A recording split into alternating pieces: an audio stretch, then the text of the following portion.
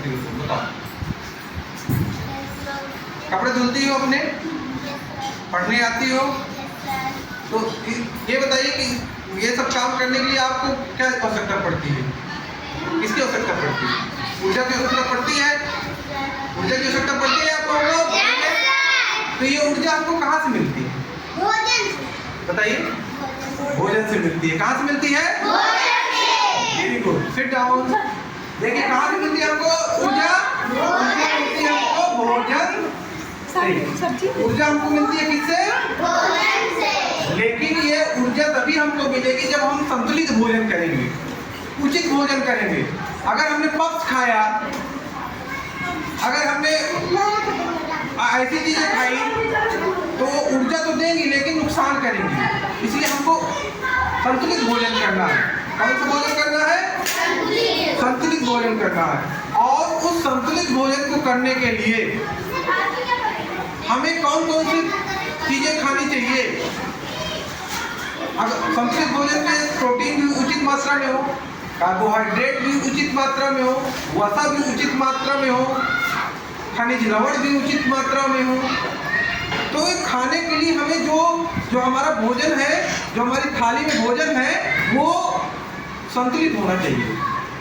तो हम देखते हैं कि स्वस्थ रहने के लिए हमें संतुलित भोजन में कौन कौन सी चीजें खानी चाहिए। जैसे ऊर्जा मिलती है कौन कौन से पदार्थों से? हमें कार्बोहाइड्रेट से मिलती है और वसा से मिलती है। हमने पढ़ाया ही आपको, कार्बोहाइड्रेट से और वसा से हमको क्या मिलता है? ऊर्जा मिलती है।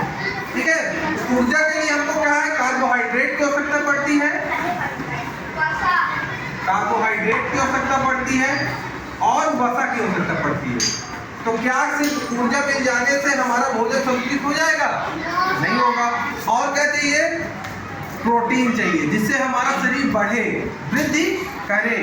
सिर्फ ऊर्जा ले लेने से क्या हम जो है संतुलित हो जाएगा हमारा भोजन?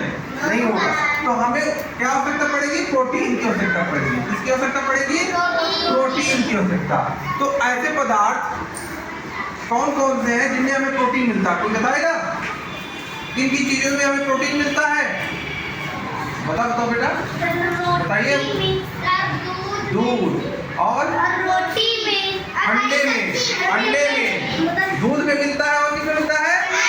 अंडे में मिलता है। तो इससे क्या होता है? हमारे शरीर की क्षमता बढ़ती है और हमारा शरीर वृद्धि करता है, हमारी लंबाई बढ़ती है, हमारी लंबाई बढ़ती है। तो प्रोटीन से हमें क्या होता है? हमारे शरीर की वृद्धि होती है, हमारे शरीर की क्या होती है? वृद्धि होती है। और क्या होता है? रोग की प्रतिरोधक क्षमता बढ़ती है, रोगों से लड़ने की क्षमता बढ़ती है। ठीक है। हमारे शरीर की रोग प्रतिरोधक क्षमता बढ़ती है। और इसके लिए और क्या चाहिए? अगर हमारे रोगों की सुरक्षा प्रतिरोधक क्षमता बढ़ने आने के लिए और क्या चाहिए? हमें विटामिन चाहिए। क्या चाहिए? विटामिन चाहिए। ये विटामिन हमको कहाँ से मिलता है? बताइए। फलों से, हरी सब्जियों से विटामिन मिलता है। किसी में विटामिन ए होता है, किसी में विटामिन बी होता है, किसी में विटामिन सी होता है। और क्या देखना है बच्चों कि हमारी थाली में कितनी मात्रा में कौन सा पदार्थ होना चाहिए। देखिए, प्रोटीन 25% होना चाहिए। कितने परसेंट होना चाहिए? फल 25% होने चाहिए। खाना खाते समय ध्यान रखना, अगर खाने में आधा किलो आपने खाना लिया है तो उसमें आपका लगभग 1/4 आपका फल होना चाहिए। 1/4 से भी कम, 20% के आसपास। 40% सब्जियां होनी चाहिए उसमें। 25% अनाज होना चाहिए, 25% फल होना चाहिए, 25% प्रोटीन होना, तभी आपकी थाली संतुलित हो। नहीं तो थाली क्या होगी? असंतुलित होगी।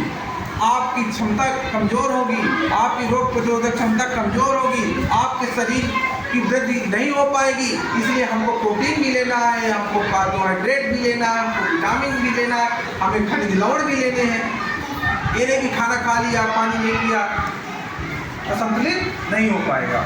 इसके अलावा और हम ये देखते हैं सर, 10 सेकंड और अब खाना हमें कहाँ कहाँ से मिलता है? खाना हमें पेड़ पौधों से मिलता है, खाना हमें जीव जंतुओं से मिलता है ना?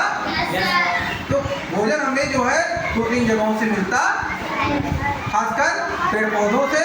बंद कर दे रहे हैं। ठीक है, ठीक है।